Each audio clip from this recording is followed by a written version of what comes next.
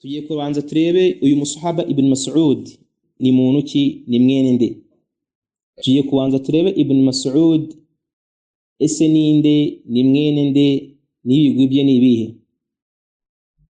Baravuga ngo bamwita Abdillahi mwene Mas'ud, bamwita Abdillahi mwene Mas'udi mwene Ghafiri, bamwita Abdillahi mwene Mas'udi mwene Ghafiri mwene Habibi, bamwita Abdullahi mwene Mas'udi mwene Ghafiri mwene Habibi al-Hudhari, al-Hudhari, al-Hudhari. Bamwita Abdillahi mwene Mas'ud mwene Ghafiri mwene Habibi al-Hudhari.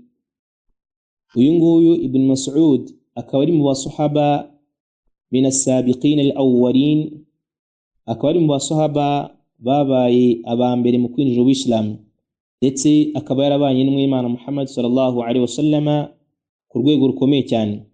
Akaba yarapfuye mu mwaka wa 32, akaba yarapfuye mu mwaka wa 32, akaba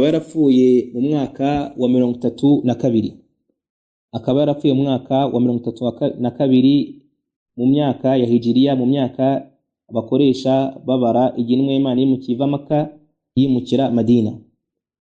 Mu bigwi bya Mas'ud, mu bigwi twandike hasi, twandike faida cyangwa se twandike inyungu kuri uyu musahaba, ibindi tuzabivuga icyumweru kizaza insha Allah.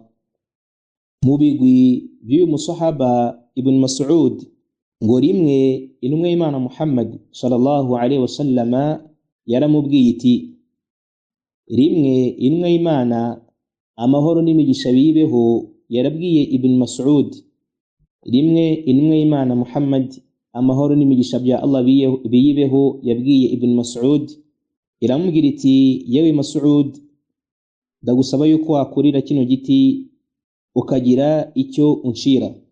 Ndagusaba yuko wakurira kino giti mu biti byari biri aho ngaho ukagira icyo unshira. Hari abavuga ko intumwa y'Imana yarembwiye ngo umucire rimwe mu matunda ari kuri icyo giti. Hari abavuga yuko intumwa y'Imana yari imubwiye ngo amucire muri icyo giti itunda ryo kurya. Mu yindi mvugo yakiriwe na Imam Ahmad, mu yindi mvugo yakiriwe na Imam Ahmad, mu yindi mvugo yakiriwe na Imam Ahmad, intumwa y'Imana yari imubwiye ngo rira kino giti unshira agati kiki k'umuswaki, umuswaki umwe wakoresha hehe mu kanwa bari gusukura he mu kanwa. Ibn Mas'ud yurira kiriya giti, Ibn Mas'ud yurira kiriya giti. Abasangirangendo bari bari aho ngaho babona imirundi ye, abasangirangendo bari bari aho ngaho barebye imirundi ye n'amaguru ye, barangije baraseka. Abasangirangendo bari bari aho ngaho babonye imirundi ye n'amaguru ye, barangije bagira gute, baraseka, bitewe n'uburyo amaguru ye yari matoya cyane. Abasangirangendo bari bari aho ngaho babonye imirundi ye n'amaguru ye, baraseka bitewe n'ukuntu amaguru ye Ibn Mas'ud yari mato cyane ananutse. Intumwa y'Imana irababwira iti, intumwa y'Imana Muhammad sallallahu alaihi wasallama ibwira bari abasangirangendo bari basetse, irababwira iti, ese muri guseka aya maguru ya Ibn Mas'ud? Ese muri guseka aya maguru ya mwene Mas'ud? Intumwa y'Imana irangije iravuga iti, aya maguru ya Ibn Mas'ud, aya maguru ya Ibn Mas'ud ku munsi w'imperuka azaba aremereye ku munzani we, ku munsi w'imperuka azaba aremereye ku munzani kuruta umusozi wa Uhud.